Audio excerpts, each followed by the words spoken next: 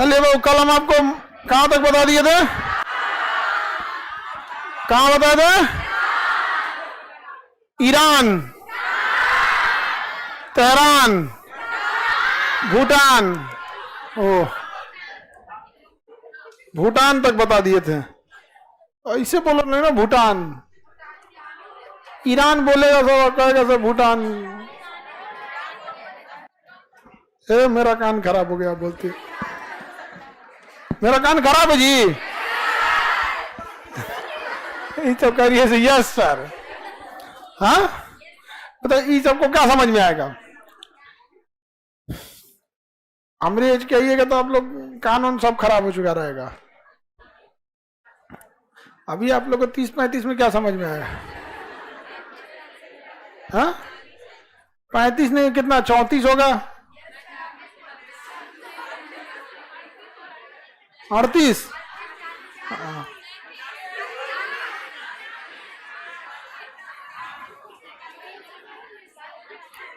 चलिए अब हम लोग देखते हैं आगे।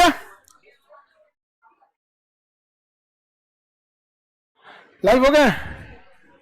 देखिए ये आपका आज कौन जगह? पाकिस्तान। ये जगह पाकिस्तान। जब देश का विभाजन हुआ ना, तो ये हुआ कि जहां मुस्लिम बहुल एरिया है वो कहां चला जाएगा? पाकिस्तान। तो ये मुस्लिम बहुल एरिया था, कहां चला गया? पाकिस्तान में। और ये भी मुस्लिम बहुल एरिया था, कहां चला गया? पाकिस्तान में। हम लोग को लगता है कि विभाजन 1947 में हुआ, लेकिन याद कीजिए अंग्रेजों ने 1905 में ही बंगाल विभाजन किया था और मुसलमानों को अलग क्षेत्र दिया था। यानी 1905 में, यानी 40 साल पहले ही सोच लिए थे, 42 साल पहले कि इसको तोड़ देंगे। और ये अंग्रेजों का इतिहास है, जहां जाते हैं उस जगह को किसी काम लायक नहीं छोड़ते हैं। समझा गया कि नहीं गया? दुनिया का सबसे बड़ा बेवकूफी है जो इन अंग्रेजों पे कोई भरोसा करे। समझा गया कि नहीं गया? याद रखिएगा, आप घर में पालेंगे अगर सांप, तो जिसको काटेगा वही मरेगा। और अगर इन अंग्रेजों पे भरोसा करें, पूरा खानदान बर्बाद कर देंगे।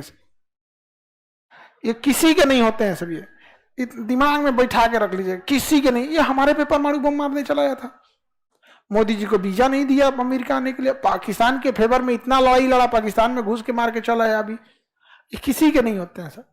तो ये हो गया आपका बांग्लादेश। कौन जगह? बांग्लादेश। इसका नाम था पूर्वी पाकिस्तान। क्या था? पूर्वी पाकिस्तान। और ये पश्चिमी पाकिस्तान। पूर्वी पाकिस्तान और पश्चिमी पाकिस्तान। तो देखिए जिन्ना ने देश बनाया, ये इससे ज्यादा खतरनाक था कि जिस तरीके पे चल के उसने देश बनाया। समझ में आया कि नहीं आ गया? जैसे हम आपको अपने भोजन पे बुलाए, इससे ज्यादा मायने रखता है किस तरीके से बुलाए।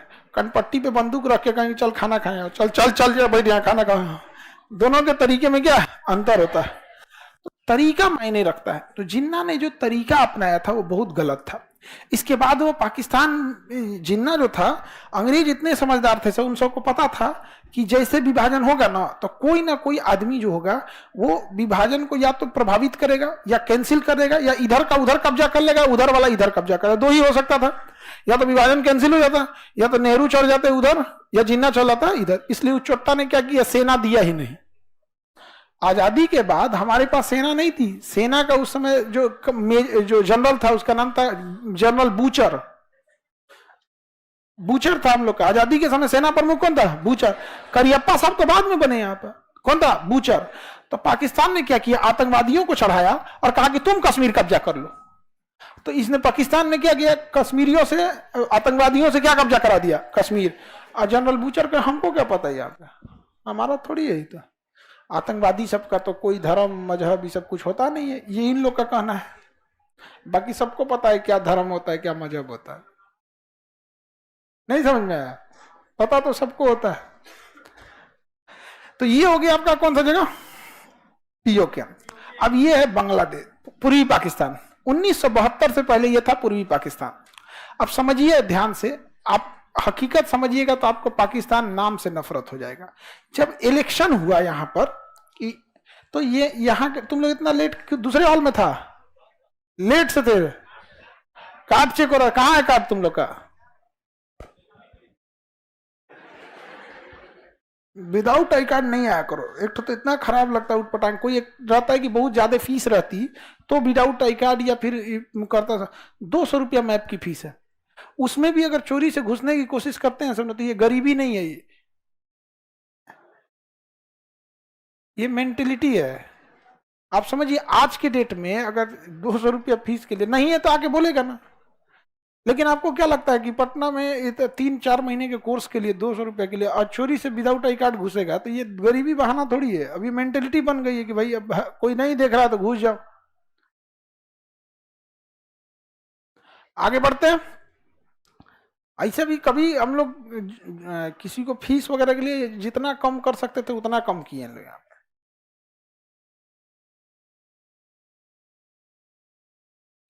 आगे बढ़े। अब ध्यान से देखिए यहां पर, तो इलेक्शन जब हुआ तो उससे पहले पाकिस्तान में इधर के लोग जो अपने आप को श्रेष्ठ समझते थे, क्या समझते थे? श्रेष्ठ। एक गेट बंद कर दो जी, इसमें काहे बीच क्लास में घुसा देते लोग, डिस्टर्ब होता है क्लास, क्लास डिस्टर्ब हो रहा है, इसमें मत भेजिए लोग। हाँ, गेट बंद कर दीजिए। आपका वो काहे इतना लेट हुआ, कौन सी के लिए?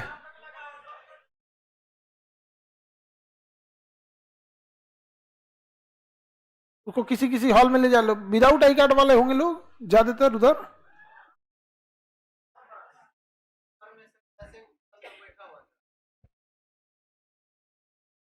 कार्ड वाले सबको, विदाउट आई कार्ड वाले ऊपर भाग गया था सब। चलो आगे देखते हैं हम लोग। हम ऑनलाइन वाले ठीक है टाइम से आ जाते हैं, यहां टाइम से लगा दिया जाता है। चलिए देखिए ध्यान से, ये जगह हो गया पाकिस्तान। कौन जगह हो गया? पाकिस्तान। तो पाकिस्तान के लोग अपने आप को श्रेष्ठ समझते थे और इसको ये लोग बंगाली भाषा बोलते थे, तो इनको कहते थे ये बंगाली है, सभी सब क्या जानता है सब।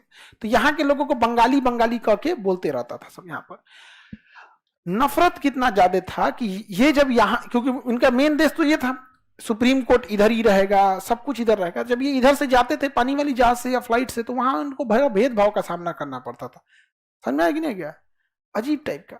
जब चुनाव हुआ तो चुनाव में प्रधानमंत्री कौन बनेगा? तो इलेक्शन होगा, कोई कहीं से खड़ा हो सकता है। तो एक शेख मुजीबुर रहमान थे, वो प्रधानमंत्री का चुनाव जीत गए। और प्रधानमंत्री का चुनाव जीत गया और रहने वाले यहाँ के थे ढाका, इस साइड के।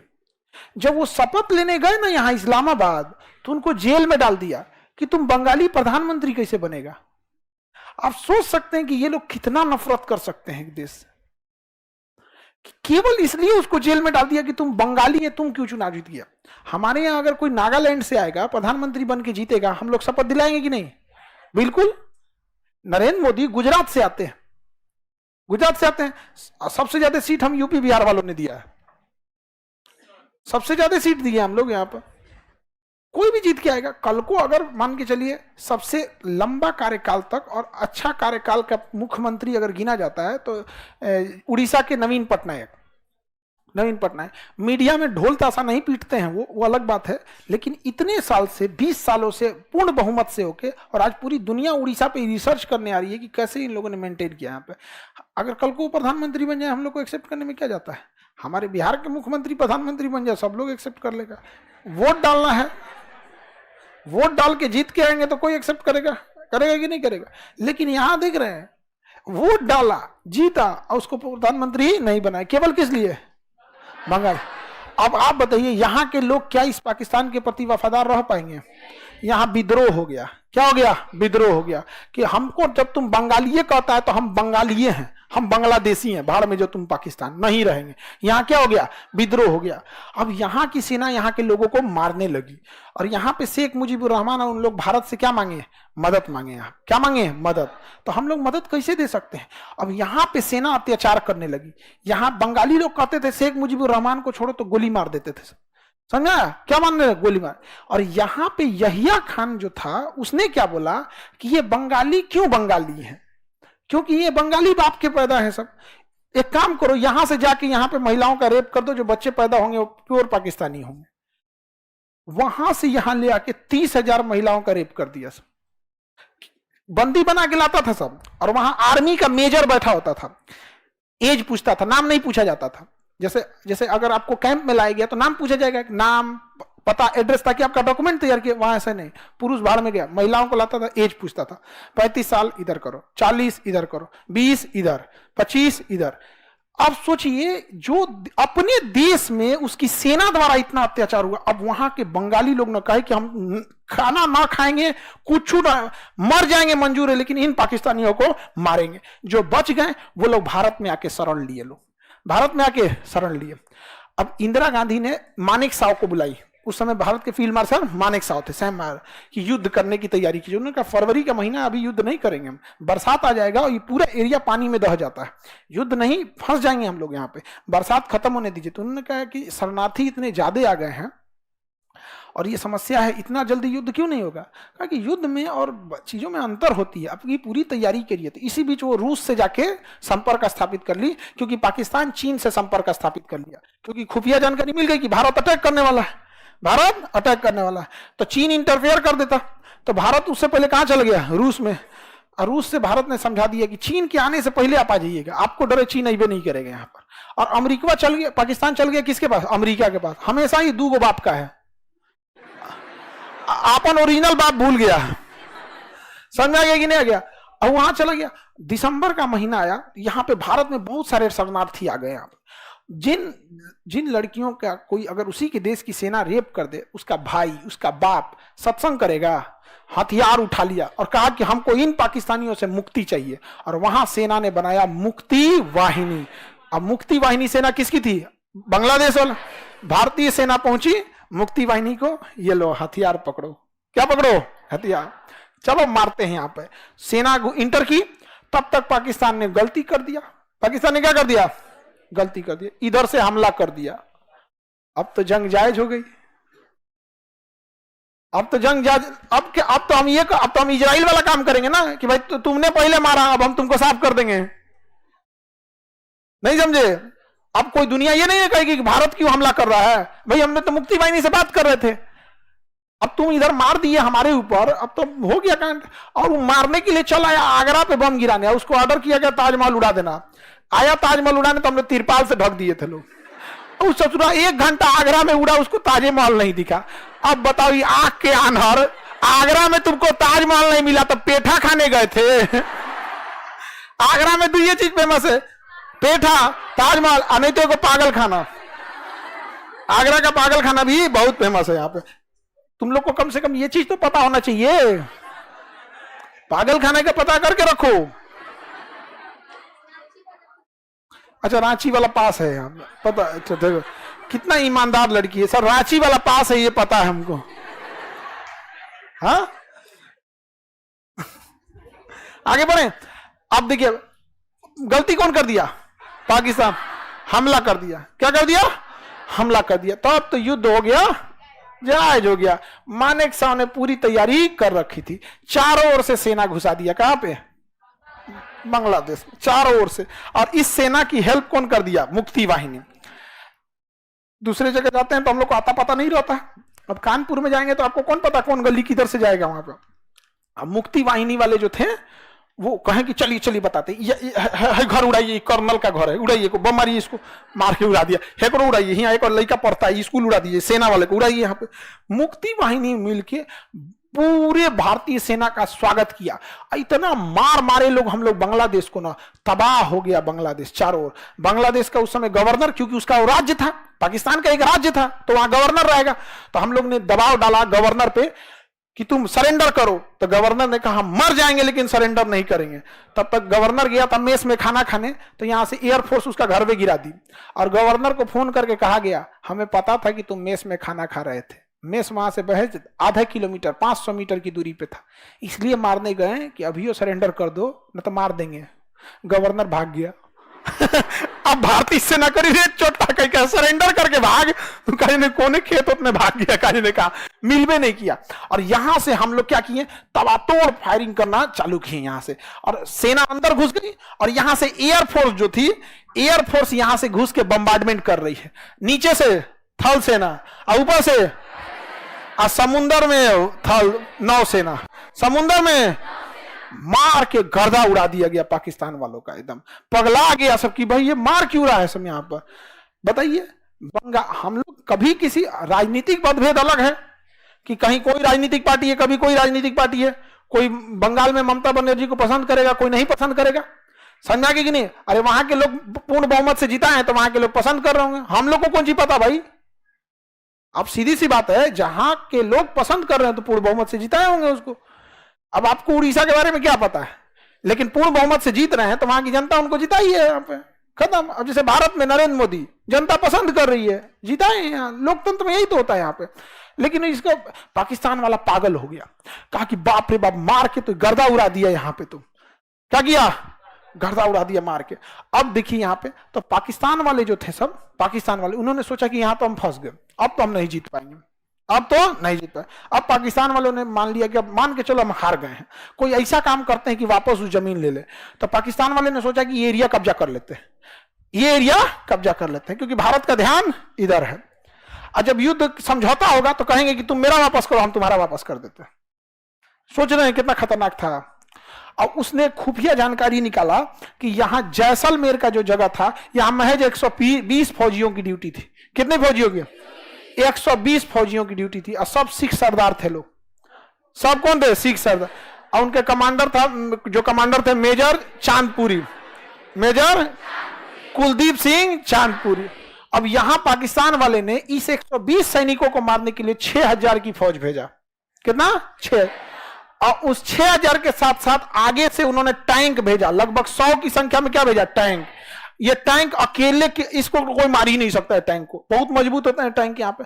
और 6000 की फौज भेज दिया और टैंक भेज दिया, और कहा कि इसको मार के और रातों रात जोधपुर पहुंच जाओ। अब भारत की एयरफोर्स इतनी कमजोर थी उस समय कि रात में उड़ नहीं सकती थी, रात में उड़ नहीं सकती थी।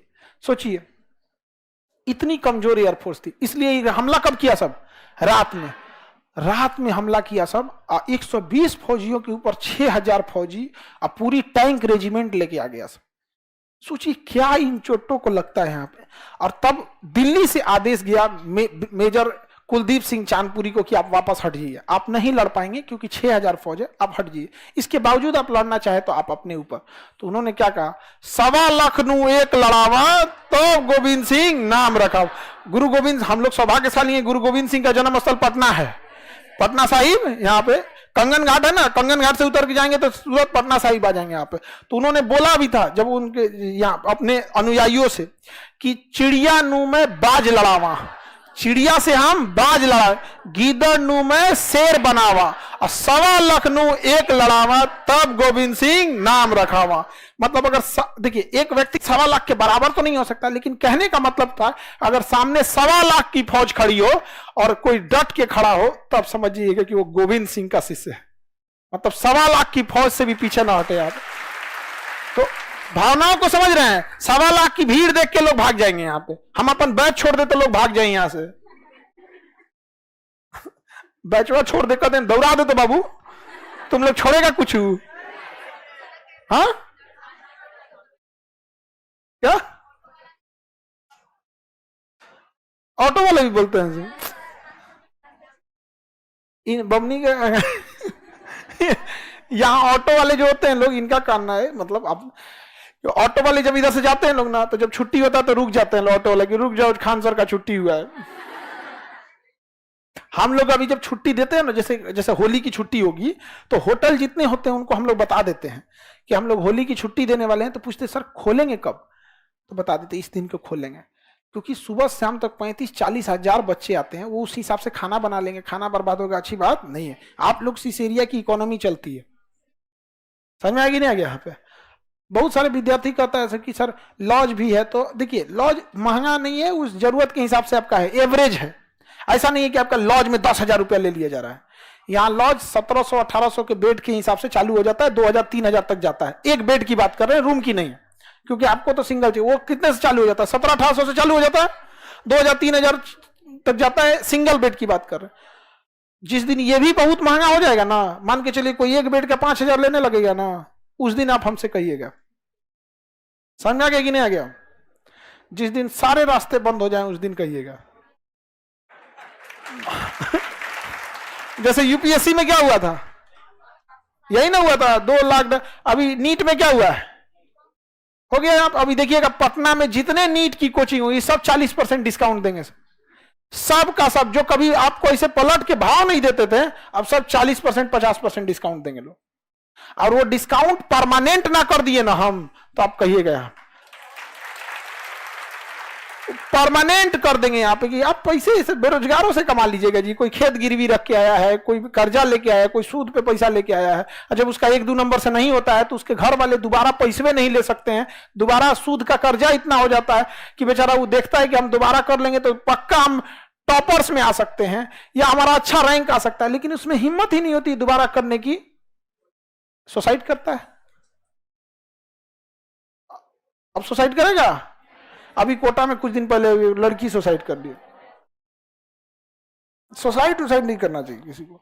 इतना शरीर में इतना महंगा महंगा सामान लेके मार डालता है सब, किडनी है, लीवर है, यहाँ पे सुसाइड करना है तो आओ मेरे पास, हम तो निकाल के रख लेते भाई, जाइए रहा दे दे हमरा, नहीं समझे, अल्लाह यहाँ पे दे दे। हम यहाँ पे कौन चले हैं सब 6000 से। अब इन लोगों को यहां से हटने का आदेश दे दिया गया। कहां से? ये जैसलमेर का जगह है लोंगे वाला, वहां से हटने का आदेश दे दिया। इन्होंने क्या किया कि इनके पास माइंस थे जो इसको उड़ा सकते थे। जमीन के नीचे टिफिन जैसा होता है, गाड़ दीजिएगा, उस पर अगर टैंक चढ़ेगा तो ब्लास्ट कर जाएगा। लेकिन माइंस भी इनके पास 4-5 गो था, ज्यादा माइंस नहीं था। तो इन लोगों ने क्या किया, यहां पे माइंस बिछा दिया, आगे माइंस बिछा दिया और उसके पीछे खाना खाने वाला टिफिन छुपा दिया उसके नीचे। पाकिस्तानी टैंक चढ़ा, धाम से उड़ गया, 3-4 गुड़ा, डर गया सब। इन हिंदुस्तानियों ने, हाँ नहीं समझ में आ गया। अच्छा, लड़ाई लड़ रहे हो तुम जमीन के लिए, धर्म को क्यों बीच में लाते हो? कहते हैं काफिरों के लिए। अच्छा भाई, धर्म की लड़ाई लड़ रहे हो जमीन की, धर्म को क्यों बीच में ले आते हो? नहीं समझ आया यहाँ पे भारत में। अच्छा, पाकिस्तानियों को क्यों कहता है? उनको ये लगता है ना कि भारत में हम धर्म करेंगे तो भारत का मुसलमान पाकिस्तानियों का साथ दे देगा। अरे बैल कहीं क्या, इनका कोई साथ देगा जी? यहाँ पे करगिल की लड़ाई में दौरा मारा था, इनका भूत उतार दिया था ना यहाँ पे गाजीपुर जिला के वीर अब्दुल हमीद, मार के पूरा टैंके उतार दिया। धर्म क्यों बीच में लाते हैं? नहीं लाना चाहिए यहाँ पे धर्म। जमीन की लड़ाई है, आपके अंदर क्षमता, आप लड़के ले लो। हमारे अंदर क्षमता, हम ये बोलते हैं ना हमारी सेना एक दिन पीओके वापस लाएगी, बोलते हैं कि नहीं? कि कहते हैं कि भगवान एक दिन हम लोग को दे देगा। वो तो हर बात में फरिश्ते लेके चल आता है। लगता है कि ओला वाला एप्लीकेशन डाउनलोड किया, गाड़ी दे रहे हैं, फरिश्ता भेज दियो, यहाँ पे फरिश्ता आएंगे इन लोग के लिए। यहाँ पे हर बात पे खुदा इनकी मदद करने आएगा। इतना बेवकूफ है लोग, ऊपर वाला नहीं देख रहा है तुम्हारा कर्म कैसा है। बेशक भगवान खुदा सबके साथ होता है, लेकिन उस लायक कर्म भी होना चाहिए, समझे कि नहीं? आप खुदा को बुला रहे हो यार, अपने घर में मुख्यमंत्री को बुला के दिखाओ तो हम जान जाए। पावर समझ में, प्रधानमंत्री को तुम बुला के दिखाओ ना अपने घर में, वो भावना देंगे। यहाँ पे खुदा को बुला रहा है, उस बिल्कुल आएंगे। उस लायक आपका क्या होना चाहिए? कर्म होना चाहिए। आप भी उस लायक बनिए, आपके यहां भी आ सकते हैं, आ सकते हैं कि नहीं? तो ले यहाँ पे मार के बम से उड़ा दिया लोग, पाकिस्तानी डर गया सब कि इन लोगों ने क्या लगा रखा है, बारूद। इंजीनियरों को बुलाओ, वो छोटा बैकअप में इंजीनियर बुलाया सब, कहां से कि जितना माइन से निकालो। वो रात भर टिफिन निकाल रहा था, टिफिन निकाल रहा है। सोचिए कितना डरपोक था सब। हमारी जहाज यहां जोधपुर से एयरपोर्ट से जहाज उड़ान नहीं भर सकती थी क्योंकि रात था, और चांदपुरी को आदेश दिया गया था कि अगर आप रात तक रोक दिए ना तो हम इनको सुबह तबाह कर देंगे। कहा कि रात तक पहुंचे, हम सुबह तक रोक देंगे, आप आइए या ना आइए, हम तो इनको छोड़ेंगे नहीं यहां पर। सोचिए पाकिस्तानी कितने डरे थे। जब टिफिन निकाले सब तो एक बार खोल के तो देख सकते थे टिफिन, अरे तो फट जाएगा, अरे दूर को दूर, बाप रे बाप। जब भोर हुआ तब उन सबको दिखा कि रे ससुरा तू नहीं, ये तो टिफिन है। तब कहा कि तुम लोगों ने हमको धोखा दिया, मारो इनको। दौड़ गया सब क्या करने, भारत को मारने के लिए। तब आमने सामने की गोलीबारी चालू हुई, और गोलीबारी चल ही रही थी कि जोधपुर एयरबेस से जहाजों ने उड़ान भर लिया। और उसके बाद जो बम्बार्डमेंट किया गया तो उसका रिकॉर्ड, अभी भी उसकी वॉइस रिकॉर्ड है उसके कमांडरों का, कि पाकिस्तानी एयरफोर्स मधुमक्खियों की तरह हमारे पीछे पड़ गए हैं, हम अपनी टैंक छोड़कर भाग रहे हैं इन खब्बीसों के वजह से। खब्बीस, बदमाश, खब्बीस मतलब समझ, हाँ, हम लोग को गरियाते हैं सब लोग, सब हिंदुस्तानियों के वजह हम लोग को कुछ कुछ बोलते रहते हैं, खबीस बदमाश सब चीज, एक के चीज नहीं बोलता है जो बोलना चाहिए, बाप।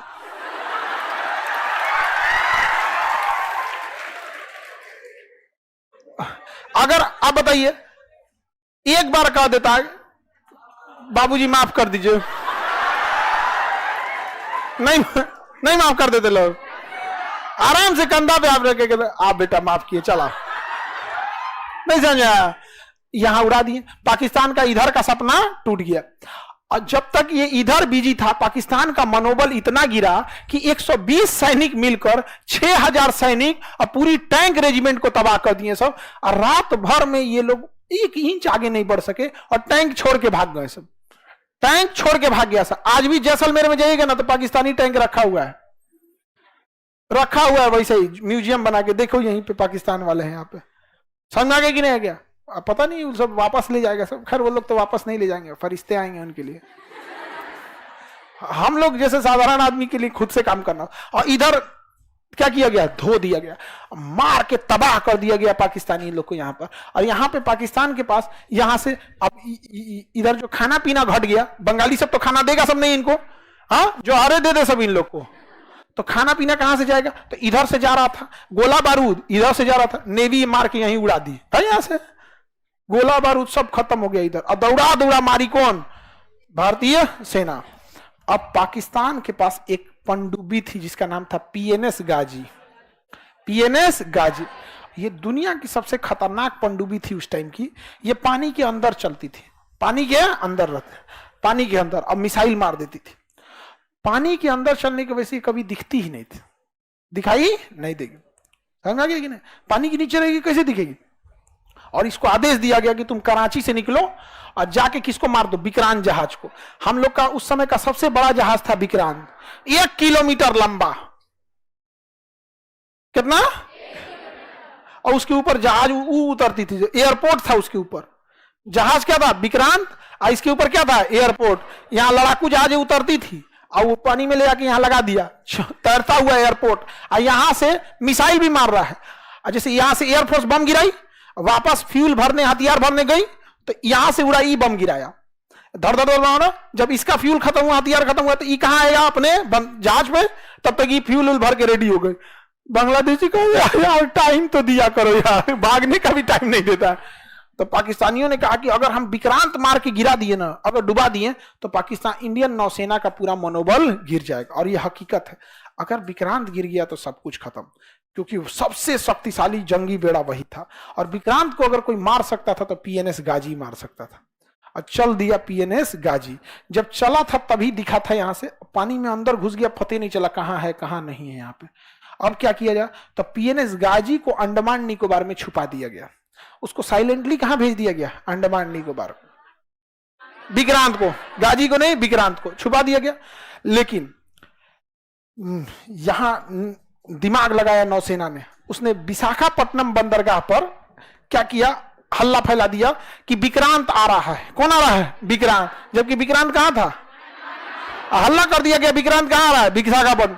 क्यों आ रहा है? तो फ्यूल भरेगा, खाना पीना भरेगा। अब विक्रांत में 5000 सैनिक तैनात थे, तो 5000 के आदमी डेली 3 टाइम खाना खाएगा, यानी एक दिन में 15000 आदमी खाना खाएगा। और अगर वो 1 महीना का खाना एक बार में भरता है, तो एक दिन में अगर 15000 का खाना, तो 1.5 लाख लोगों का खाना रखेगा। समझ रहे हैं? 1.5 लाख कौन चीज? तो उसको सामानों भी चाहिए बहुत ज्यादा, आटा, चावल, चीनी, ये सब चीज। तो हल्ला विक्रांत में जितना विशाखापट्टनम में जो भी थे लोग ना, दुकानदार, सबको ऑर्डर दिया गया। नौसेना जाके विक्रांत आ रहा है, ये चाहिए, या आलू चाहिए 40 ट्रक आलू, 2 ट्रक अंडा, फल चाहिए, ये चाहिए। पूरा हल्ला हो गया विशाखापट्टनम में, मंडी लग गई।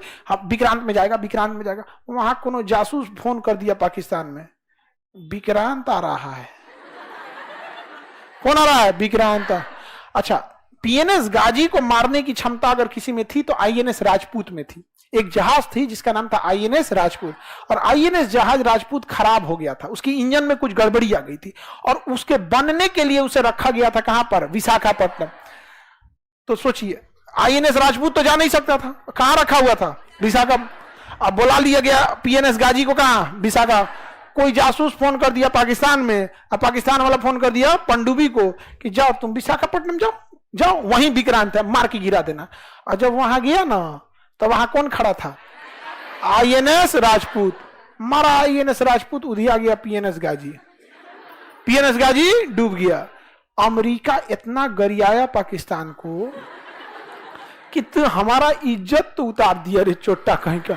ये पनडुब्बी कैसे हरवा दिया वहां, पता नहीं कैसे मार दिया। विक्रांत मिलवे नहीं किया यहाँ पे। अब यहां से निकला विक्रांत और फुल फ्लेजेड धोया, और यहाँ एयरफोर्स वगैरह धो दी यहाँ पर। अब पाकिस्तान किसको बोला? अमेरिका को कि हमारा जान प्राण बचा लीजिए। बहुत इज्जत का सवाल है। अगर ये बच गया ना, ये जगह हम आपको सैन्य अड्डा के लिए दे देंगे। आप यहां से चाइना को कंट्रोल कीजिएगा, भारत को कंट्रोल कीजिएगा यहाँ पर। तो वहां से कौन चल दिया? अमेरिका। कहा कि बेशक हम आएंगे तुम्हें बचाने के लिए। तो यहां से कौन चल दिया? अमेरिका। ये है कौन? पाकिस्तान। और ये यहां लड़ाई चल रही है बांग्लादेश में, और यहां हम लोग का कौन खड़ा है? विक्रांत।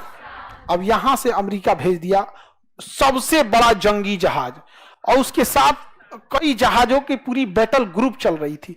पनडुब्बी जो थी नीचे, उसका पनडुब्बी लेके आया, विमान वाहक पोत लेके आया, मिसाइल मारने वाला आया, कई जहाजों का पूरा ग्रुप लेके कौन चल दिया? अमेरिका। पूरा ग्रुप में आया, एगो दुगो नहीं, पूरा ग्रुप में। एगो जहाज थी जिसमें खाली खाना पीना भरा हुआ था, एगो में जिसमें फ्यूल भरा हुआ था, एक में केवल हॉस्पिटल था, चलता फिरता हॉस्पिटल था, एगो पनडुब्बी थी, एक मिसाइल मारने वाला, बम मारने वाला, सारा चीज लेके चल दिया बैटल ग्रुप। इसका नाम था सातवां बेड़ा। क्या नाम था? इस सातवां बेड़ा के साथ कोई नहीं चल सकता था। और इसमें अमेरिका लेके आया था परमाणु बम। सोचिए, भारत को मारने के लिए परमाणु बम लेके चला आया कौन? तबाही क्या होगा। इंदिरा गांधी के ऊपर कितना प्रेशर रहा होगा। यहां तो लड़ाई चल ही रही है बांग्लादेश में। तब इंदिरा गांधी ने रूस को बोला, किसे बोला? कि हमरा बचा लीजिए। वो चल दिया है कितना लेके? सातवां बेड़ा ले। तो रूस कहा कि यहां तो आपको कोई जरूरत नहीं ना है। कहा ना, इसको तो हम धो दिए हैं, खत्म कर दिए, धो धा के बराबर है ये। तो यहां से इसने भी अपने बैटल ग्रुप को भेज दिया यहां पे। इसके में भी पूरा परमाणु बम पनडुब्बी तैनात थी। इसका नाम था 40वां बेड़ा। रूस क्या भेज दिया? 40वां बेड़ा। अमेरिका भेजा 7वां बेड़ा। अमेरिका को आने में टाइम लगा, जब तक रूस यहां आके पहुंच गया। अब पूरी जहाजों को यहीं लगा दिया चारों ओर से, 40वां बेड़ा चारों, और ऑटोमेटिक मिसाइल तैनात कर दिया कि अगर तुम 400 किलोमीटर से कम दूरी मेंटेन रखोगे तो ठीक है, 400 किलोमीटर पास आ गए ना तो मार देंगे ऑटोमेटिक। और जितनी पनडुब्बी लेके आया था ना ये रूस, सारी पनडुब्बियों को ऊपर कर दिया रेडी टू फायर मोड में। तो अमेरिका के साथ ना ब्रिटेन भी आया था। ये दोनों साथे चलता है सर। तो ब्रिटेन वाला ना अपने प्रधानमंत्री को फोन किया, वी आर टू लेट। ई वाला टू, TOO, बहुत लेट हो गया। हाँ, हुजूर आते आते बहुत देर कर दी। वो गाना है ना, हाँ, बेचारा पाकिस्तान गाना गा रहा है, हुजूर आते आते बहुत देर कर दी। ब्रिटेन का रहा है बहुत देर हो गया, अब हमारे बस का नहीं है।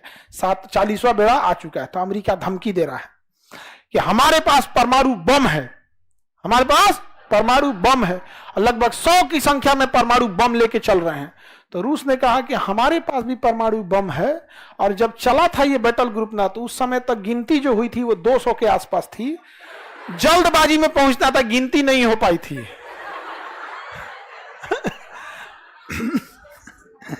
अब यहां आ गया कौन? 7वां बेड़ा। कौन आ गया? 7वां। और यहीं से कह रहा है, भारत तुम लड़ाई रोक दो, भारत तुम लड़ाई रोक दो। और यहां विक्रांत मार के धज्जी उड़ा दिया इन लोग का यहां पे विक्रांत। और यहां पर पाकिस्तान के 93,000 सैनिकों ने सरेंडर कर दिया। 93,000 पाकिस्तानी ने सरेंडर किया।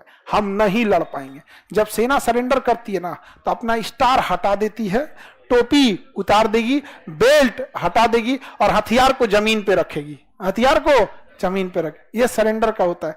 93,000 फौजियों ने सरेंडर किया था। बाप बाप होता है। याद कीजिए, उसी लड़ाई में यहां हमारे 120 सैनिकों ने सरेंडर नहीं किया। ये चोट्टा 93,000 सरेंडर किया। Guinness book of world record में है। पूरी दुनिया में सबसे बड़ा सरेंडर जो किया, किसने किया? पाकिस्तान ने सरेंडर किया, पूरी दुनिया में सबसे ज्यादा। और यहाँ रूस किसको संभाल लिया? अमेरिका को संभाल लिया। अब 93,000 सैनिकों ने सरेंडर किया और भारत ने कहा कि आप एक्सेप्ट कीजिए कि बांग्लादेश आपका नहीं है।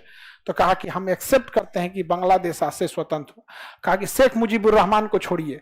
तो भारत शेख मुजीबुर रहमान को लेके आया और शेख मुजीबुर रहमान को बांग्लादेश का क्या बनाया गया? प्रधानमंत्री। लेकिन पाकिस्तान ने कनाडा से कुछ लोगों को हायर किया और शेख मुजीबुर रहमान को मरवा दिया, उनकी बेटी को भी मरवा दिया। उनकी एक बेटी इंग्लैंड में पढ़ती थी, शेख हसीना, जो अभी बांग्लादेश की क्या है? प्रधान।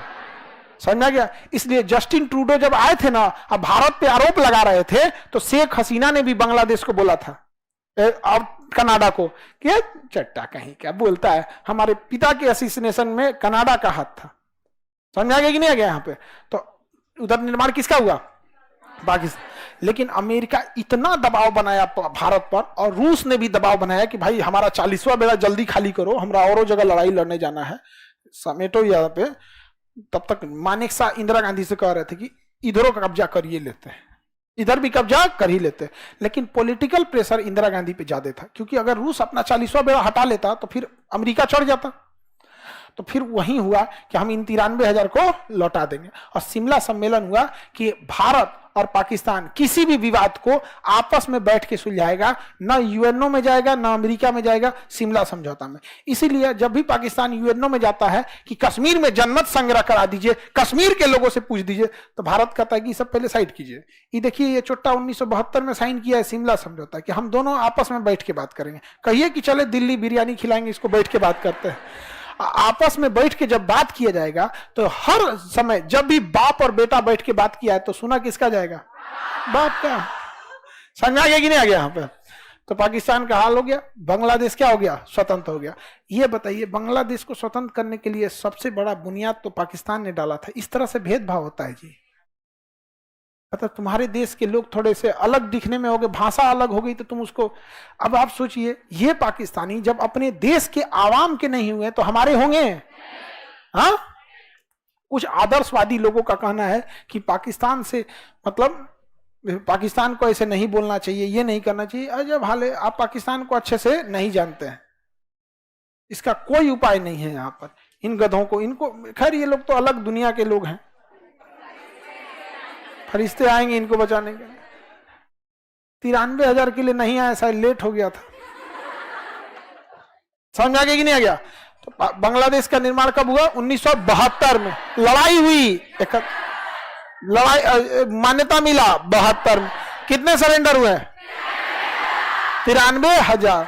हम एक हिस्ट्री की बुक पढ़ रहे थे पाकिस्तान की, जैसे वहां के जो बच्चों की होती है, अब तो ऑनलाइन आप कहीं की बुक पर मंगा के पढ़ सकते हैं। तो हम पाकिस्तान के बच्चों की किताब पढ़े, हम मैट्रिक की बुक, उसमें कहीं 71 की जंग की चर्चा नहीं है। तो हम ऑनलाइन ऑर्डर, मतलब देख ऑनलाइन ऑर्डर करेंगे, आएगा नहीं तो एक ऑनलाइन पढ़ने की भी व्यवस्था होती है, ई बुक। क्लास 6 से लेकर 12 तक, जैसे हम लोग एनसीईआरटी पढ़ते हैं ना, उसके क्लास 6 से 12 तक में बांग्लादेश की लड़ाई की चर्चा ही नहीं है। बस चर्चा है, और ये 93,000 सैनिकों के सरेंडर की चर्चा नहीं है। समझा गया? ऐसा रखा गया, बांग्लादेशी रहना नहीं चाहते थे, वो पाकिस्तानियों को अलग भावनाओं से देखते थे। इसलिए भारतीय पाकिस्तानी सेना उन्हें उनके हाल पे छोड़कर और चली आई। उनकी बाप रे बाप, शिक्षा में ऐसे मिलेगा तो क्या होगा? समझ आ गया? एजुकेशन बहुत बड़ी चीज होती है।